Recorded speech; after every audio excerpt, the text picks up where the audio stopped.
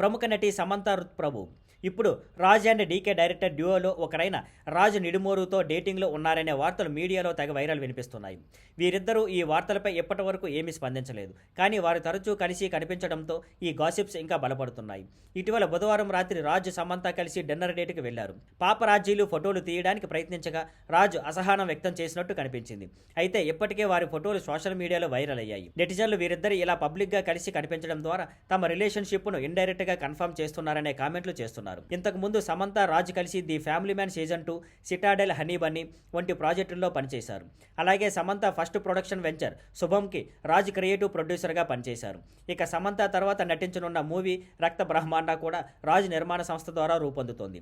ఇది Amazon prime video బ్యానర్పై వస్తోంది. గతంలో సమంత నాగ చైతన్యతో 2017లో పెళ్లి చేసుకుని 2021లో విడాకులు తీసుకున్నారు. మరోవైపు రాజ్ మాత్రం ఇంకా తన భార్యతో విడాకులు తీసుకోలేదు. అంటే అఫీషియల్గా వేరు కాలేదు. ఇది చూసి చాలామంది నెటిజన్లు ప్రస్తుతం చర్చలో ఉన్న ఈ నూతన జంట గురించి ఊహాగానాలు చేయడం మొదలుపెట్టారు. Thank you for watching. Please like, share and subscribe.